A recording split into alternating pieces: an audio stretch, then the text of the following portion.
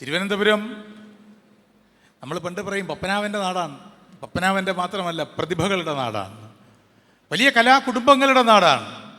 ആ കുടുംബത്തിലെ ഒരിളമുറ രാജകുമാരൻ വിവിധ ഭാഷകളിൽ അതിർത്തികൾക്കപ്പുറത്ത് സംഗീതത്തിൻ്റെ ഇന്ദ്രധനുസ്സിലേറി നമ്മുടെ സ്വന്തം നഗരത്തിനെ അഭിമാന ഗോപുരമാക്കി മാറ്റിക്കൊണ്ടിരിക്കുന്നു.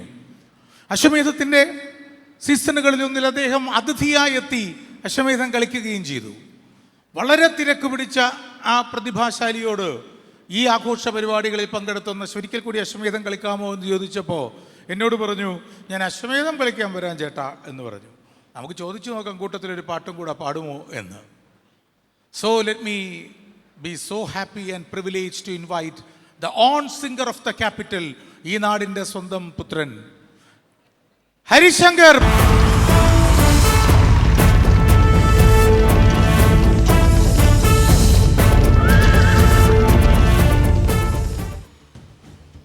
Trivandrum is a waiting. ഇന്ന് രാവിലെ എത്തിയല്ലേ ഉള്ളൂ? ഇന്ന് രാവിലെ. കഴിഞ്ഞ 3 ദിവസമായിട്ട് രാത്രി ഉറക്കമില്ലായിരുന്നു. അതെ, എങ്ങനെ അറിയാം? ഇന്നും കൂടി വർക്കുണ്ട്. ഈ വർക്ക് കഴിഞ്ഞ 3 ദിവസത്തിൻ്റെ വർക്കിൽ കൂട്ടിച്ചേർത്ത് ഫിനിഷ് ചെയ്താലേ ഇങ്ങോട്ട് വരാൻ പറ്റുമെന്ന് വൈഫ് പറഞ്ഞിരുന്നു. Thank you for coming Hari. My pleasure. Thank you. ഒപ്പം വലിയ ലെഗസിയുള്ള ഒരു വലിയ കുടുംബത്തിൽ ജനിച്ച ഹരിശങ്കർ. ഒരുപാട് മുതിർന്നവരുടെ ആരാധനാ പാത്രങ്ങളാണ് ഹരിശങ്കറിൻ്റെ കുടുംബത്തിലെ എല്ലാവരും. അവരോളം തന്നെ പക്ഷേ ഈ യുവതലമുറയുടെ ആവേശമായി ഹരിശങ്കറിൻ്റെ പാട്ടുകൾ മാറി. ഈ നിമിഷം ഈ വേദിയിൽ നിൽക്കുമ്പോൾ അശ്വമേധം കളിക്കുന്നതിന് മുമ്പ് എന്താണ് തിരുവനന്തപുരത്തിനോട് ഹരിക്ക് പറയാനുള്ളത്? ട്രിവാൻഡ്രം ഈ നിശാഗന്ധിയിൽ എപ്പോൾ പ്രോഗ്രാം ഉണ്ടെങ്കിലും ഞാനിത് വെച്ചിട്ടാണ് തുടങ്ങുന്നത്. അപ്പോൾ അതൊരു ശീലമായി. വളരെ സന്തോഷം. എൻ്റെ സ്വന്തം തിരുവനന്തപുരത്ത് ഇങ്ങനെ എൻ്റെ പ്രിയപ്പെട്ട പ്രദീപേട്ടനോടൊപ്പം അശ്വമേധം, അത് ഈ ഒരു ജനത്തിൻ്റെ ഫ്രണ്ടിൽ, എനിക്കൊരു പുതിയ എക്സ്പീരിയൻസ് ആയിരിക്കും. വളരെയധികം സന്തോഷം. ഇത്രയും ഗംഭീരമായൊരു പ്രോഗ്രാം ആണെന്ന് ഞാൻ അറിഞ്ഞില്ല. ഇത്രയും ക്രൗഡ് ഉണ്ടെന്ന്. എന്തായാലും ഇവിടെ എത്തിയ എല്ലാവർക്കും ഒരുപാട് നന്ദി. ഇതൊരു വളരെ സ്പെഷ്യൽ പ്രോഗ്രാമാണ്. എനിക്ക് ഈ പറഞ്ഞ പോലെ സ്ഥിരം പാടുന്നതാണല്ലോ പ്രോഗ്രാം. അപ്പം ഇന്ന് ഇങ്ങനൊരു ഗെയിമൊക്കെ കളിക്കാമെന്ന് പറഞ്ഞപ്പം എനിക്കും സന്തോഷമുണ്ട് അതിൽ. ജൂറി ശ്രീ KS ഹരിശങ്കർ വിചാരിച്ച പേര് ഈസ് ഇറ്റ് അപ്രൂവ്ഡ്? തീർച്ചയായിട്ടും. ഒരിക്കൽ കൂടി യാഗം, വെറും യാഗമല്ല, നമ്മുടെ സംഗീതത്തിൻ്റെ എല്ലാം ആരാധ്യ വ്യക്തിത്വങ്ങളായ ഓമനക്കുട്ടി ടീച്ചറിൻ്റെയും ശ്രീ MG രാധാകൃഷ്ണൻ്റെയും MG ശ്രീകുമാറിൻ്റെയും മാത്രമല്ല, വളരെ പ്രതിഭാധനനായ ശ്രീ ആലപ്പുഴ ശ്രീകുമാറിൻ്റെയും ഒക്കെ ഓർമ്മകൾക്ക് മുന്നിൽ ഹരിശങ്കറിനോടുള്ള ഈ ഉജ്ജ്വലമായ സംഗീത വൈജ്ഞാനിക വിരുന്നിൻ്റെ ആരംഭമായി ഇതൊരു സിംഫണിക്കൽ യാഗം.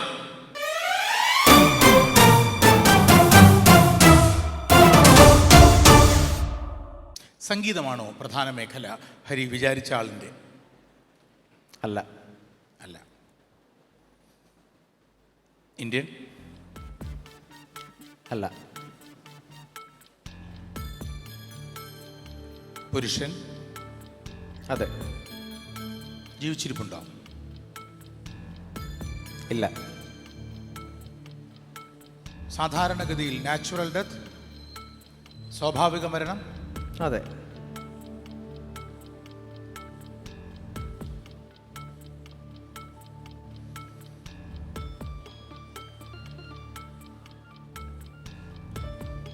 രാഷ്ട്രീയം, കല, സാഹിത്യം ഇതിലൊന്നാണോ പ്രധാനം?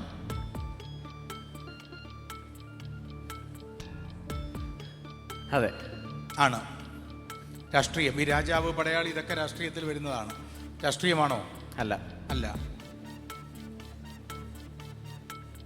സാഹിത്യം, ലിറ്ററേച്ചർ? അല്ല.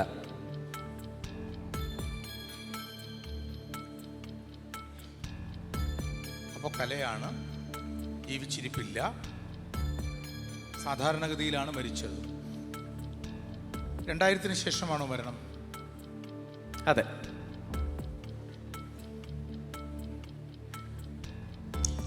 ഒരു പെർഫോമിംഗ് ആർട്ടാണോ? പെർഫോമിംഗ് ആർട്ടിസ്റ്റ് ആണോ? അല്ല. അല്ല. 10 ചോദ്യങ്ങൾ യജ്ഞം.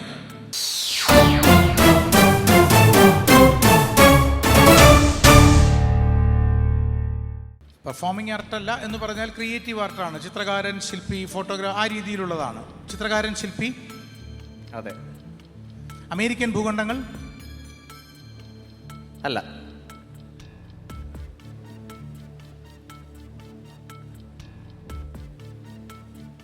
രണ്ടായിരത്തിന് ശേഷമാണ് മരിച്ചത്, അത് ഉറപ്പാണ്. ഉറപ്പാണ്. യൂറോപ്യൻ. അതെ. Britain, France, Greece, Germany. അല്ല. Italy, Sweden, Spain. അതെ.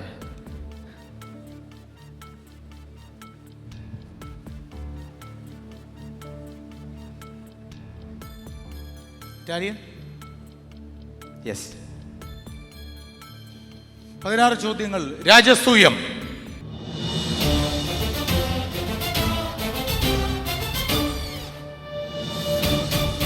അദ്ദേഹത്തിൻ്റെ 2000-ന് ശേഷം മരിച്ചു എന്ന് പറഞ്ഞതുകൊണ്ടാണ് അദ്ദേഹത്തിൻ്റെ ചിത്രകലയോ ശില്പകലയോ ഏറ്റവും ശ്രദ്ധേയമായി അല്ലെങ്കിൽ ഏറ്റവും കൃത്യമായി ശ്രദ്ധിക്കപ്പെട്ടത് സിനിമ ഇൻഡസ്ട്രിയിലോ അനിമേറ്റഡ് ക്യാരക്ടേഴ്സ്, അനിമേഷൻ, നവമാധ്യമങ്ങളുടെ അല്ലെങ്കിൽ ആധുനിക സങ്കേതങ്ങൾ ഉപയോഗിച്ചുള്ള കാരിക്കേച്ചേഴ്സ് ഇതൊക്കെ സൃഷ്ടിക്കുന്നതിലായിരുന്നോ?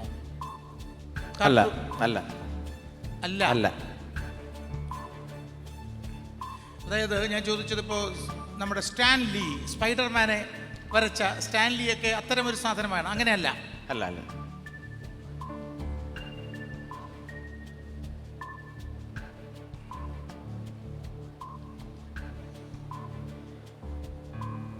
അദ്ദേഹത്തെ പ്രശസ്തനാക്കിയ ഏതെങ്കിലും മാസ്റ്റർ പീസ്, മാഗ്നം ഓപ്പസ് എന്ന് പറയാവുന്ന ഒരു പർട്ടിക്കുലർ സംഗതി എന്തെങ്കിലും ഉണ്ടോ? എല്ലാവർക്കും അറിയാവുന്ന രീതിയിൽ ഉണ്ട്. പ്രശസ്തമായ ഒന്ന്. വളരെ പ്രശസ്തമാണ്.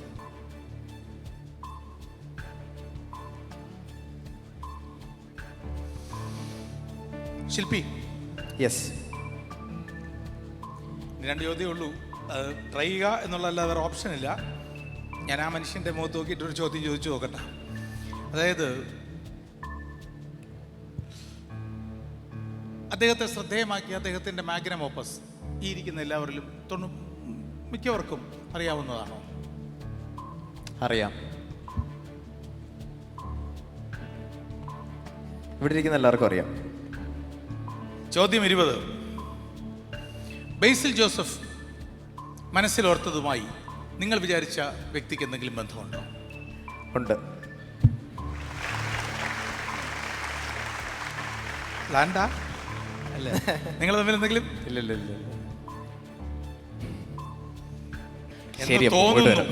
എന്ന് തോന്നുന്നു. എൻ്റെ അറിവ് പുസ്തകം വായിച്ചാലല്ല, കുട്ടിക്കാലം മുതൽ പുസ്തകങ്ങൾ വായിക്കും, ഇഷ്ടമാണ്. ഇനി ആരൊക്കെ എന്തൊക്കെ ചെറിയ വിവാദങ്ങളും ചില പക്ഷപാതിത്വങ്ങളും ഒക്കെ ഉണ്ടെങ്കിൽ പോലും ലോകത്തിലെ മറ്റേത് സമൂഹത്തിനും മുകളിൽ മലയാളിക്കുള്ള ഏറ്റവും വലിയ നേട്ടങ്ങളിൽ ഒന്ന്, ചില അഭിപ്രായ വ്യത്യാസങ്ങളും ആശയപരമായ വ്യത്യാസങ്ങളൊക്കെ ഉണ്ട്, എങ്കിലും കേരളത്തിൻ്റെ ഏറ്റവും വലിയ സ്വത്ത് കേരളത്തിലെ പത്രങ്ങളാണെന്നേ. കുട്ടിക്കാലം മുതൽ പത്രം വായിക്കാതെ ഒരു ദിവസവും എനിക്ക് മുന്നോട്ട് പോകാൻ പറ്റില്ല. പത്രം വായിച്ച് നേടിയതിൻ്റെ പകുതി അറിവ് പോലും ഒരു പുസ്തകവും ഒരു ഗാഡ്ജറ്റും എനിക്ക് തന്നിട്ടില്ല. ഇവിടെ മാധ്യമ സുഹൃത്തുക്കളുണ്ടെങ്കിൽ അവരെ എല്ലാം അഭിവാദ്യം ചെയ്യട്ടെ. ഈ പേര് ഞാൻ ആദ്യം അറിയുന്നത് 1984-ലാണ് ഞാൻ അറിയുന്നത്. 86-ലാണ്.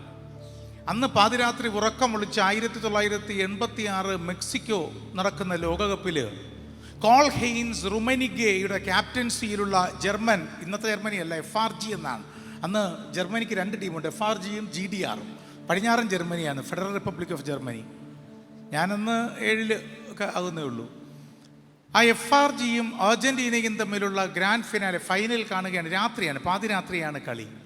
ആ കളി മുഴുവൻ ഒരു ബ്ലാക്ക് ആൻഡ് വൈറ്റ് TV-യിൽ കണ്ടു കഴിഞ്ഞപ്പോൾ ആ കളിയുടെ ഹരം പേറി ഈ കളിയുടെ വിശേഷങ്ങൾ കണ്ടു കഴിഞ്ഞതിൻ്റെ ആവേശത്തോടെ പിറ്റേ ദിവസം ഞാനെന്ന 10-12 വയസ്സ് പ്രായമുള്ള ബാലൻ അന്നത്തെ മാതൃഭൂമി പത്രത്തിൻ്റെ സ്പോർട്സ് പേജ് അരിച്ചു പെറുക്കി മാരഡോണ നേടിയ മാരഡോണയുടെ ഉജ്ജ്വലമായ പ്രകടനത്തെയും റുമനിഗയുടെ കോർണർ കിക്കിലൂടെ നേടപ്പെട്ട ഗോളിനെയും എല്ലാം കുറിച്ച് കണ്ട കാഴ്ചയെ പിറ്റേ ദിവസം വായിച്ചപ്പോൾ അതിൻ്റെ താഴത്തെ ചതുരക്കളത്തിൽ ഒരു വലിയ പലകയിൽ കണ്ടൊരു ചിത്രമുണ്ട്. ഞാൻ വിചാരിച്ചു, ഇതെന്തിനാ ഇയാൾ ഇതും പിടിച്ചോണ്ട് നിൽക്കുന്നത് ഇയാളല്ല, ഇയാൾ ടീമിലൊന്നും ഇല്ലാത്ത ആളാണല്ലോ എന്ന് വായിച്ചപ്പോൾ എനിക്ക് മനസ്സിലായി. യൂൾറിമേയിൽ നിന്നുള്ള ഉജ്ജ്വലമായ ലോകകപ്പിൻ്റെ പരിണാമത്തിൽ ഇന്ന് ഈ വിശ്വം മുഴുവൻ അഭിമാനത്തോടെ കൊതിക്കുന്ന ഫിഫയുടെ ലോകകപ്പ് ട്രോഫി ഡിസൈൻ ചെയ്ത സിൽവിയ ഗിസനാഗെ എന്ന ആ ശില്പി, ഇറ്റാലിയൻ ശില്പി ആണോ മനസ്സിൽ?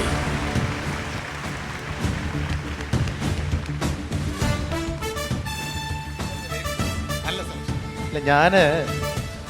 എനിക്ക് സത്യം പറഞ്ഞ ചേട്ടൻ ആദ്യം പറഞ്ഞില്ല അസൂയാന്ന്. ഞാൻ ഇങ്ങനെ ഒരാളെ കണ്ടിട്ടില്ല സത്യം പറഞ്ഞ, പ്രദീപേട്ടനെ പോലെ. ചേട്ടാ, you are genius, you are A great, you are great.